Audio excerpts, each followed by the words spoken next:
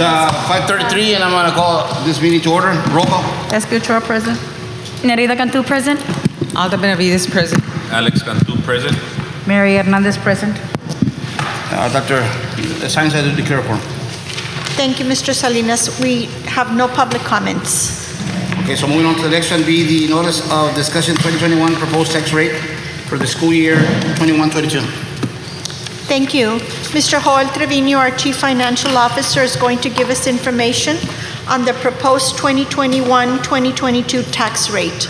Thank you, Mr. Trevino. Thank you, Dr. Saenz. Good afternoon, Mr. President, members of the board, and most importantly, our community. Today, we're going to be discussing the proposed tax rate for the 21-22 school year. Okay? And there are some variables that impact the proposed tax rate. One of them is, as we had previously presented during the budget preparation, we were using disaster pennies. We had mentioned that we were going to use disaster pennies to prepare our budget when it came to revenues. Also, just as you know, that the certified property values, those were certified by the Hidalgo County Appraisal District on July 25th, 2021.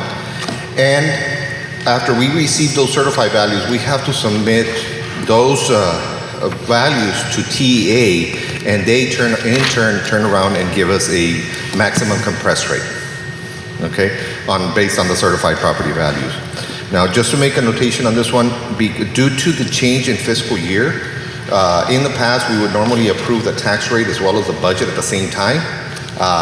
Now, because of the change in fiscal year and us not getting the certified values till after the budget is approved, this will become the norm now. We would be approving the tax rate in August after the budget has previously been approved. Okay. As part of the requirement, we are supposed to have a public meeting to discuss the proposed tax rate. And of course, the proposed date is for today, August the 25th, 2021 at 5:30 p.m. This was advertised in the Monitor on August 13th and the 14th. The tax collector certified the collection rate for 2021 at 100%. And the proposed rate is as follows. For maintenance and operations, it's 0.9920. And for interest and sinking, it's 0.2742 for a total tax rate of $1.2662. The proposed tax rate is a decrease by 0.0448 cents compared to the 2020 tax rate of $1.3110. The maintenance and operation rate is set in accordance with tax code section 26.08A1. And that tax code overall basically it states when a disaster is declared, which we did have a disaster in 2020, the district can adopt a higher tax rate and not have a required voter election, TRE. So this is right here, you can see the tax code. And basically it says, when increased expenditures of money by a school district is necessary to respond to a disaster, including a tornado, hurricane, flood, wildlife, or other calamity, but not include a drought, that has impacted a school district, and the governor has requested federal disaster assistance for the area in which the school district is located, an election is not required under this section to approve the tax rate adopted by the governing body for the year following the year in which the disaster occurs. So, on the next, we have the consideration of the disaster tax rate. The legislature allowed us, of course, to adopt a higher M&O tax rate following a disaster.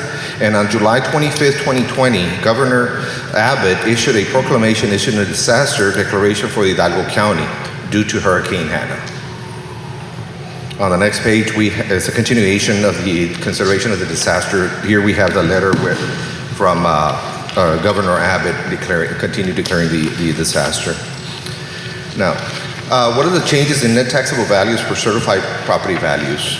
Back when we were working on the budget, our 2020 grand total net taxable values for 2020 was $2,769,929,321.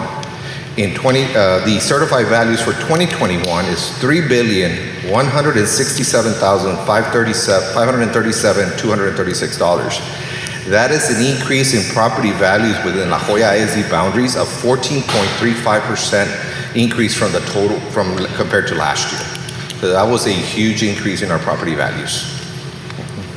Just for information on that one, is we contacted the Hidalgo County Appraisal District and we asked them why the huge increase. They basically did an in-depth study of our district, and they did realize, of course, we have the loop around La Joya, and they also noted that there was a lot of colonias that had developed within our district, and that's why a lot of the value is attributed to that. So the increase is attributed solely to that? Yeah, a lot, and there were a lot of other things, and they gave me an example. It's like, okay, you normally have a 10-acre tract, and it gets divided, and it's worth $100,000, and you divide it, and you make 20. So at $50,000, now that $100,000 value became $1 million value. Yeah. So a lot of those things were some of the explanations that they were given to us. Okay. Next, this is a comparison of how much revenues we're generating based on this.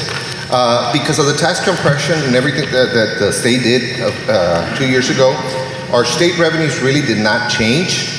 We are generating a little more taxes because of the property values that went up. Even though our tax rate was lower than compared to last year, but our property values went up. So if we see the comparison there, we see our total tax rate when it was presented earlier on when we approved the budget was a total of $1.3110, and the proposed rate that we're coming up to you tonight is for $1.2662, which is a decrease of 0.0448.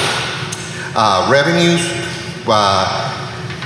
back when we previously submitted to you, we had a total of $259 million in revenues, and now we have $260 million in revenues. That's an additional $1.2 million. Of course, that is $785 due to tax collections, and $441, the difference between that and state is mainly attributed to the GT program. They came back and they gave us an allowance of funding for the GT program. Okay. In the interest and sinking, we had previously projected $20,895,000, and now we're going up to $21,779,000. Once again, it's in our local tax collections. We increased by $830,000, and that is due to the increase in property values. Okay. For the total revenues overall, there's a comparison of $2.1 million additional revenues over there. Okay. Any questions? That concludes our presentation for the public hearing for the 2021-22 tax rate. Thank you. Any questions from the public?